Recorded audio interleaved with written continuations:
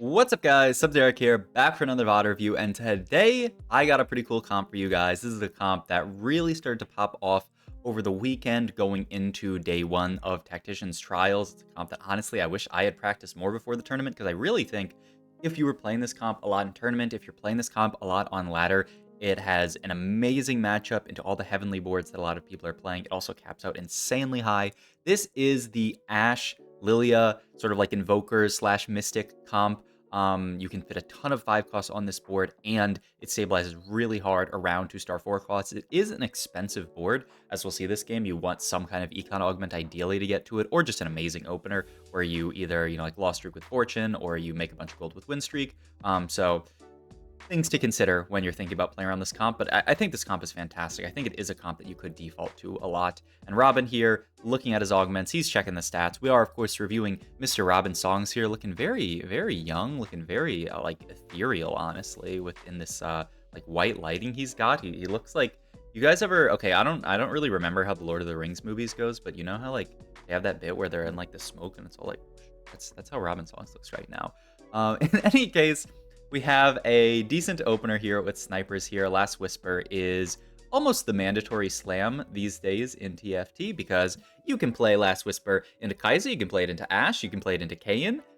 You could honestly probably throw it on a Lee Sin. It wouldn't be amazing, but it's probably not terrible. But yeah, this item just fits on every... You can put it on a Aphelios. It fits on basically every single carry that does physical damage in the game. Only one who doesn't like it is like Irelia because she has innate Sunder. But this Last Whisper item is fantastic. You can play it in literally any comp. So it's a nice slam here from Robin. I don't know if he is already thinking about playing this comp. Actually, before this game, he was putting the comp into his team builder. So maybe something there. Speaking of team builder, by the way, it's an interesting segue. I am going to be doing a guide for this comp on Tactor, so go click the link in the description if you want to know what items to build, what augments are broken, some early boards that you can play. I put a decent amount of work into the Tactor guides, and also at the end of the month, they like review, my guides and like how many people clicked on them. So if you click on the guide, please, like it's actually so nice if you click on the guide, and if you click the like button, like it actually, like you're saving my life because they have... I don't know why I always... Okay. Anyway, we hit a Malphite too. This opener actually tends to be pretty good. The sort of like generic opener that you play this comp from is the Mythic opener, kind of like the Kog'Maw reroll opener, just without playing Kog'Maw reroll, because you want to be able to hold on to Kog'Maws when you play this comp. That's the one cost that you want to play late game in this board, and also it just provides you an easy curve into the mythic units that you might want to play. You get a Nautilus, you can fit that in. It's also just a pretty strong opener. Caitlyn can item hold physical damage items. Kog'Maw can item hold AP items, so you have to remake him later. So it's a really good standard opener. We don't exactly have that here. We have just a pretty decent AD opener where we're still playing around the generic Senna opener where you get a Senna plus a Caitlyn in, you fit ghostly units in, and we just have this Malphite too as a random ghostly unit, or as a random behemoth unit. And this is fine, TFT isn't not about finding the exact same opener every single game and playing it. It's about finding the best opener that you can from your spot. And Robin here, while he's not win streaking at all, this is going to be a 4 loss streak here. This is a fantastic loss streak. Look at this, 80 HP 4 loss. If you don't kill any units, you can be 80 HP at 2-3 right before Carousel. So this is a fantastic loss streak. The only thing Robin has to be cognizant of is if he can lose this last fight, and he's actually in luck. The 3 people he's fighting are 3 of the 4 top highest HP people, so they're all probably playing pretty solid boards. So this is fantastic for us. We can just sit here, level 5. He's actually going to frontline the Senna because he's afraid that he might somehow beat this board, I guess, but it didn't look like this one was quite close. Maybe he was afraid of someone else griefing him, but he's going to take the 5-0 here, but you can be perfectly happy with that. 73 HP, already level 5 with Slammin', generating XP every single round with that. His spot is fantastic here, so really good on Robin to keep the 5 loss here. Very, very important. And he's still not far off an amazing board, right? If he hits a Senna 2, if he hits, some more 2-star frontline or something like that, if he high rolls like a random Ashe out of nowhere, he can play that really, really easily and spike his board quite hard. They have now bug fix Slammin', so you can pick these item components up. It doesn't grief your ability to get Slammin' value anymore, so that's all good. We pick up a Giant Slayer component. We also made Gwynsu, which tends to be Ashe's best item. If you look at the stats, it's fantastic on Ashe. It makes sense, right? She's a ramping AD carry. She wants to just get cast off, after cast off, get the extra arrows and go pew, pew, pew, pew, pew, and just kill everybody at the end of the fight. So makes sense that we would pick up something like a Gwinsu's onto her. And yeah, these are just going to be our 3 Ash items: Gwinsu, Last Whisper, and Giant Slayer. One thing that's kind of interesting in this comp, actually, is you're often going to play a Loon for most of the game because it's a 4th Invoker. Eventually, you'll get that out for like a 0 late game. And you're always going to play Annie on your board because she's a monster. So you have an 8 Magic Shred and an 8 Heal Cut. So surprisingly, it's kind of strange, but usually in TFT you want to build those things. You don't really need that for this comp. Augment-wise here, I think Unified's a fantastic option here. Crown Guard is also, it's probably fine on Annie. This is also a comp that's pretty item hungry, so I wouldn't be shocked about Big Grab Bag either. I'd probably reroll this and then end up defaulting Unified, but curious to see if Robin is, like how much he prios Big Grab Bag. He's probably looking at the stats right now, and yeah, he's just going to take whatever is best in the stats. But hey, we can at least see what's best in the stats right here. I mean, Big Grab Bag does finish off an item, but yeah, he does end up just taking Unified. I like Unified. The Armor Namar is, always good, especially on the Mythic units who are getting extra HP. More Armor Namar scales off extra HP. Very, very nice. And, Annie, you really want to build a lot of HP on her, so the extra Armor Namar scaling with that is also fantastic. So yeah, Unified, just a good augment in general. I guess he's also maybe a little bit afraid if he takes Slammin', or if he takes the Big Grab Bag, that he might not have good slams, and then he might be forced to slam some weird stuff with Slammin'. So I could certainly see that. There's our first 4 costs that we need for this comp. We pick up an Annie in shop. Fantastic pickup. Annie is just a monster with tank items. They buffed her pretty hard this patch, giving her extra HP, and she scales off of HP. So I would say she was the biggest beneficiary of this HP buff that all the 4 costs get, because she's not only more tanky, but she also does more with her ability because of the HP. So great pickup there, and it'll make it a lot easier for us to stabilize on level 8, which is probably going to be 4-1 or 4-2, depending on where this Lemon XP puts us. I forget. I think most XP augments usually put you in a spot where you can 4-1 it, but we'll see here. Speaking of Annie, by the way, that is a second Annie off Carousel. The only downside is it gives us this glove, which is not the best component, but Annie pair is Annie pair. If we can hit an Annie 2 really, really early, that will help stabilize our board very, very well. It'll make the game so much easier if you just have a really nice front line made. And he's even just going to duplicate the Senna here. It's an interesting play, but I kind of like it. It allows us to play for tempo. We're not really streaking right now, so it doesn't preserve any kind of win streak, but what it does preserve is our HP, because we're getting a little low here. It's a little bit scary to be 54 here. I'm surprised, honestly, that our opener was this poor, like that we're this low HP, from the fact that, we had a Senna that we were playing around, but, it took us a long time to find 2-star units. We never found Senna 2 until just now. We didn't really have much of a 2-star frontline. We just had a Malphite 2. Looks like this is going to be a perfect loss, which, I mean, it's a little bit of gold, but still, you'd probably like to start winning here. But hey, maybe we will start winning, because we just picked up an Annie the second here. This is really, really nice for us. So yeah, now we have that Annie to unlock. We really just need to start finding a somewhat acceptable backline here, like an Ashe 1, a Lilia 1, maybe some upgrades. You can play around like a Loon 2 as well, some people are interested in. So yeah, this is a really fantastic pickup, and will help stabilize our board sometime at stage 4, and will allow us to start coming back, because yeah, we're a little bit low here, but with this Annie 2, if we can streak throughout stage 4, we'll be in an amazing spot, because the main thing you want to do with this comp is push level 9. There's the Ashe as well, so we get to pick that up and just move all the items over to her. Like I said, moving items over to Ashe 1 is completely fine when you play this comp. She's going to be a really, really nice holder in this spot specifically, because we already have the Annie 2, we already have the front line. There's the Alloon. He's actually not even going to hold on to it. He's more interested in playing Vertical Ghostly here, it looks like. There's another Annie, by the way. Annie picks up a set, which can be one version of this comp. There are multiple versions. And yeah, we're rolling down pretty deep here, picking up a lot of upgrades, though. At this point, maybe he's just looking for some extra backline sauce to help him actually do damage. He's going to put in this board here. And item-wise here, I mean, you want to start looking at Lilia items. I would certainly think it's kind of rough. Because, yeah, I mean, yeah, it kind of has to be Gunblade JG. I don't completely love it, but it's kind of the world that we live in. I mean, you want to get slam in value. Item-wise here, or augment-wise here, but boom, not really amazing in the comp. Roll the dice. We don't really have anyone great to hold it. If we hadn't actually put items on Annie, she'd be a nice holder of Roll the Dice, but we did. New Recruit tends to be good in comps like this, because say we find another Udyr, you can just make an Udyr 2. Find another Ashe, you can just make an Ashe 2. Trash to Treasure, I hate this late into the game. It seems so hard to make use of. And so yeah, he does end up just taking New Recruit.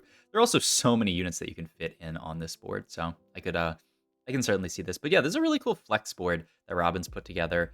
Starts rolling here. Pines and a Mumu 2. He does also have the opportunity to go for this set 2. The problem is that like, how relevant is set 2 here? Yeah, he's really not that relevant. A lot of people do like to play around a 4 Warden setup just because it's easy to fit in 4 Warden. You got a Mumu that you want to play, you got Set that you want to play, you have Nautilus that you want to play. You can just throw in an Alawi here as your 4th Warden, and it's perfectly fine. Alawi can be Arcanist depending on what you end up fitting on the board, so there's a lot of easy ways to fit that. Ooh, Cho'Gath Boon here? I mean, I feel like you very often take this. It's just a little bit awkward here. We do end up actually naturally the set 2, which is wild. We rolled a lot on 8, but still, I mean, hitting the set 2 here is kind of crazy. And he's just going to start looking at set items here. He's just going to make the full BT for set and just say, yeah, I want to itemize set here in this position just because, I mean, a set 2 is a set 2.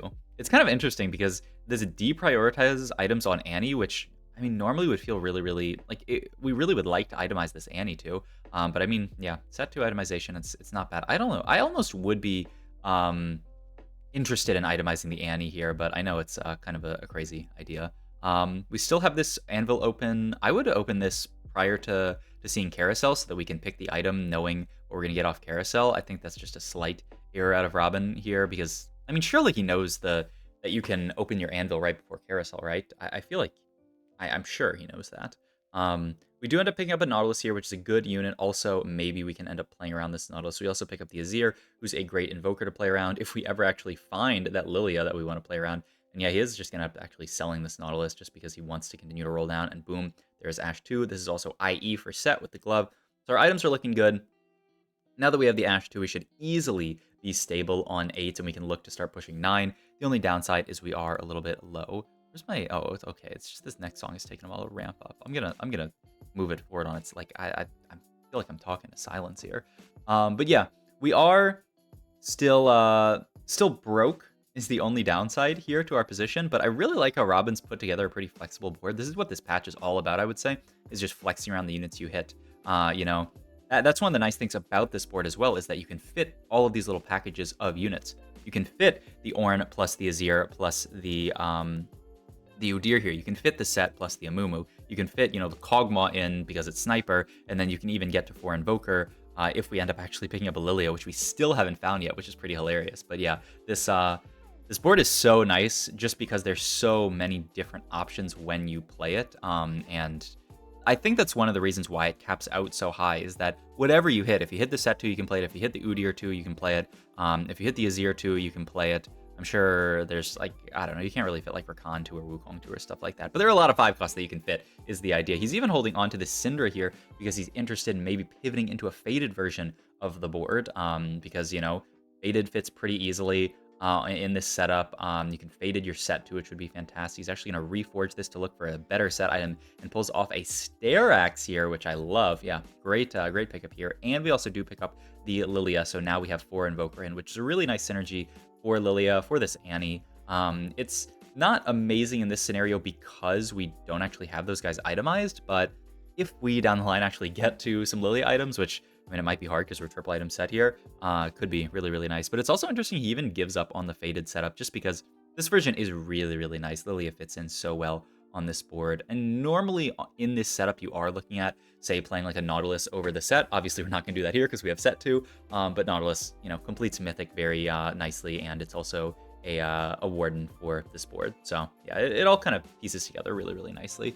But yeah, I really like Robin's item prioritization this game. Prioritizing the Ashe items early because it just made sense, was really, really nice. And the second he found that Set 2, putting items onto this set, now we have a 3-item set. And, you know, I was talking about itemizing Annie, but I mean, look at what this set's doing. I think it was, watching this, it was the clear decision just to itemize Set because he is doing so much work. And it's enough frontline, right? A giant set on our frontline with Stair Axe and BT is buying enough time, so we might as well put all of our items on him, and we get that frontline anyway.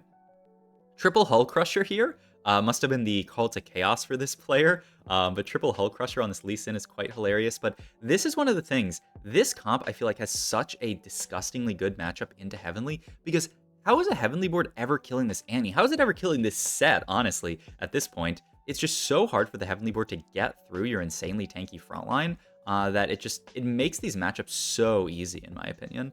We're going to take an Annie item here, an Adaptive Helm. He was looking at the Warmogs, and it was also an Azir pair, which would have been really nice, but Sadly, we can't go for that. But yeah, he's looking at this Felios right now. He's holding on to it. He's thinking about maybe getting a Malphite in here. I don't know if he's thinking of getting Heavenly in somewhere down the line. I'm not really sure what this Malphite is going to do. Maybe there's some way we're going to fit Heavenly on this board. But yeah, he's holding onto the Aphelios just in case if we find something like a Syndra again or like a Thresh again, we could get that 3 faded in, which would be a really, really nice synergy for a set. It's a bunch of Omnivamp for him.